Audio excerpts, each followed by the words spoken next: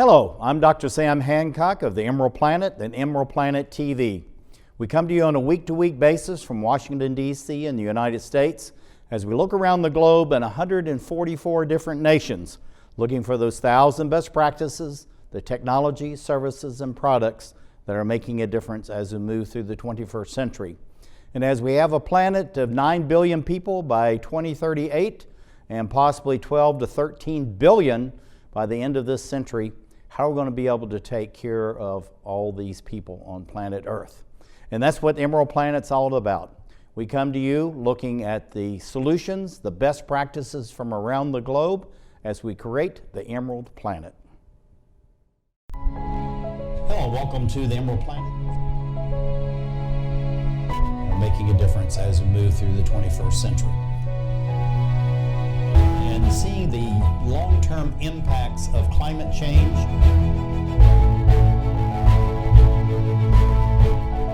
We're glad to have you. Thank you for being with us. Looking at the United States and Mexico border, one of the things that we have to realize is that we really do share a common heritage in many ways, a common environment, and a common issues and challenges as far as the environment is concerned. We have Andy Carey, the Executive Director of the U.S.-Mexico BPP, and we're going to be talking about the environmental issues that need to be dealt with and shared on both sides of the border. So Andy, welcome to the Emerald Planet TV. Thank you, Sam. It's good to be with you today. I'm going to go right across into this, looking at this long border area. Give us a little bit of the statistics as far as the length, the width, the population base, and then the challenges that we're having on both sides of the border as far as the environment is concerned. Wonderful. Well, as you can see here, the borderlands is quite a dynamic and expansive place. It's an over 2,000-mile region that spans from San Diego, Tijuana on the Pacific Ocean to Brownsville, Matamoros on the Gulf of Mexico. It's a region of 15 million people, a little more than 15 million people. About 40% of those people live in the San Diego, Tijuana region. There's 14 sister city relationships along and across this region, across the 10 border states. There's 4 U.S. states and 6 Mexico states. We are truly one region. We are a very dynamic region, but we are joined at the hip. We are inextricably linked around issues of the environment and public health. And so there's a lot of good things going on, but there's a lot of need in this region. And so it's important for us to engage. Yeah, this is something we don't really think about in the United States. And actually, I've never really talked about this with anyone directly. But when we talk about the urban populations, about 80% of the American population is urbanized. I know that Mexico itself is rapidly urbanizing as well. And so when we have these illusions of, it's all desert and it's wide open area and people just kind of walking back and forth. When you look at this is really a very dense built environment. And you have some areas very rural and open in between, but this is a very dense built environment. It really is. In San Diego, Tijuana, it's the world's busiest land crossing in the world. So the number of people coming across is 1.1 million people every day going back and forth between our two communities. So it's really remarkable. It's just absolutely amazing. But getting to the natural beauty, and we're going to see a number of these images as we're talking through. So we won't take them one by one, Andy, but I'll just have these going in the background. But why, again, it's so important that we protect the environment between our two countries.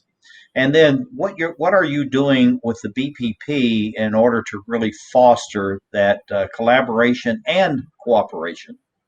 Our organization exists to support a network of organizations that build prosperity through leadership, collaboration, and philanthropy. And we have out of our member network of 336 organizations, we have a significant number of these organizations focused on the environment and on public health issues related to the environment.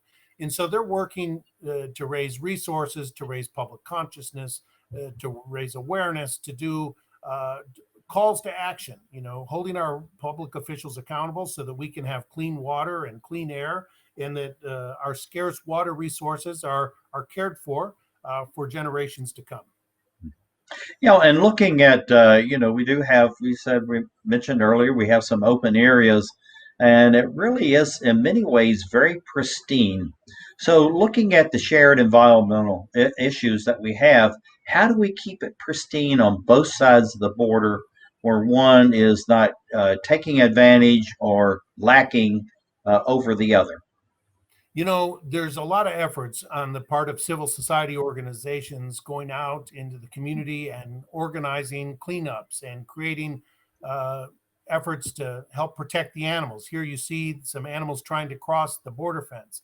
There was some great public policy advocacy around the construction of the border fence to prevent what's happening in this photo, to actually change the construction to allow for animals to migrate back and forth along their natural habitat so that the border wall doesn't impede their crossing and their natural way of survival, for migration, for mating season, for all the different things, so that these species can also survive.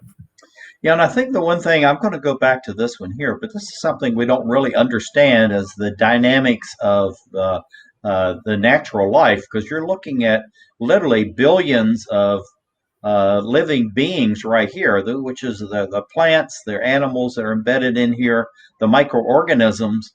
And the wall actually disrupts all of that because there needs to be a free flow, in nature, just as we're seeing right here, It and allow that the trees and the plants be able to move freely, just as human beings and animals need to be able to move. the everybody will have different opinions about the border wall construction, but what is we can all come to agreement on is the preservation of the environment.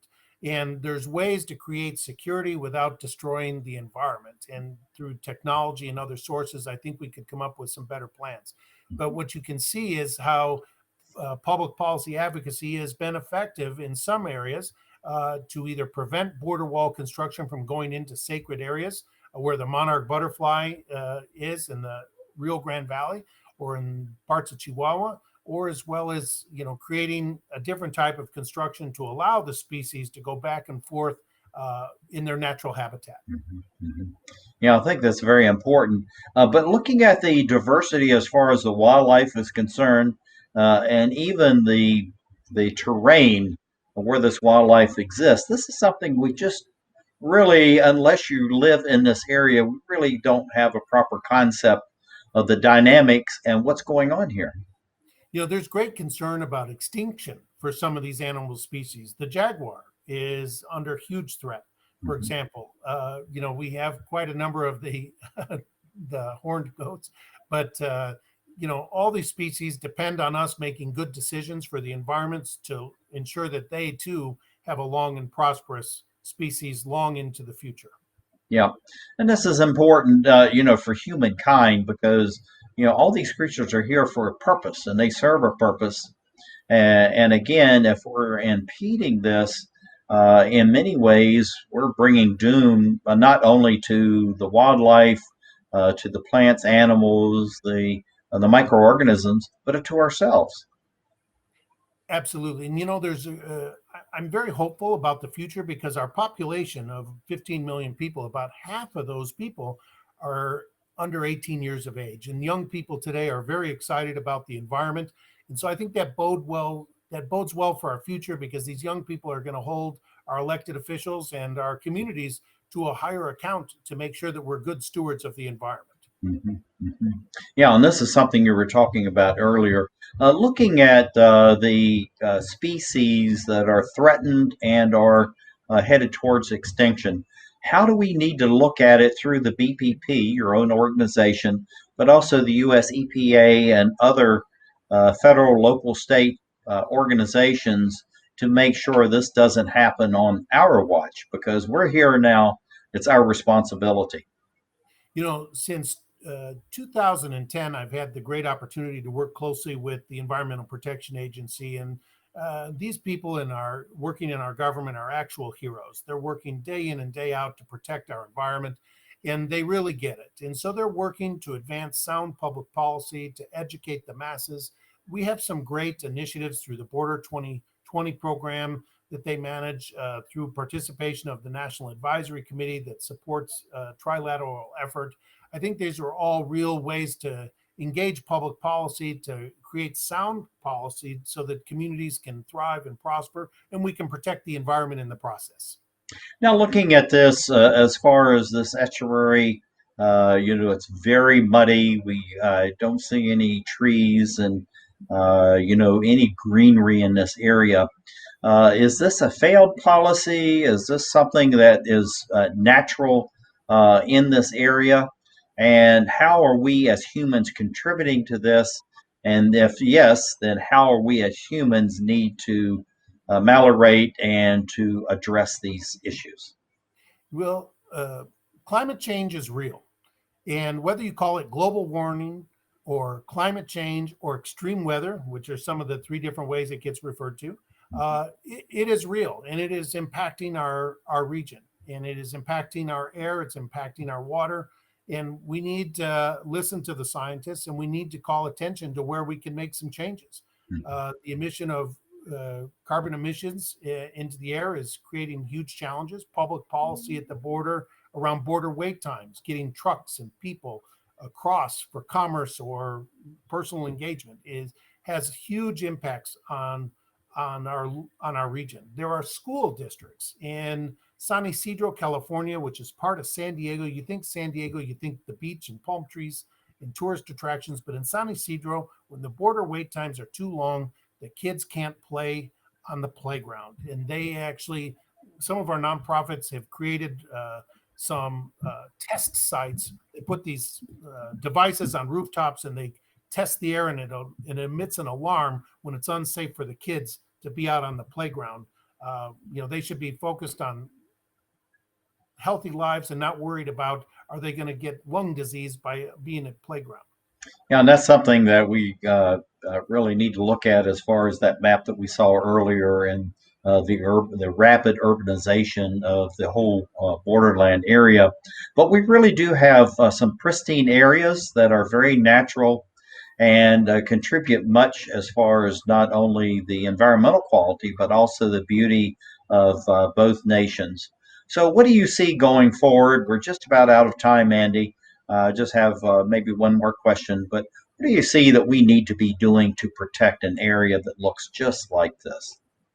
We need to raise the social consciousness of the people, so that we understand that these pristine areas risk becoming extinct themselves if we aren't good stewards of the environment and protect our air and our water resources and be good stewards of the environment. So the more we can do to educate people on the importance of this, and to also recognize that these spaces are part of the sacred trust of our countries to protect for generations to come. Yep, and then we have the younger generations right here that are enjoying that and part of everything that's going on. I'm going to leave this up. I wanted to get to this photograph that's absolutely pristine. What do you see for the growth and expansion and importance of BPP? Got about 20 seconds to do all that, Andy, for the next 5, 10, or 15 years.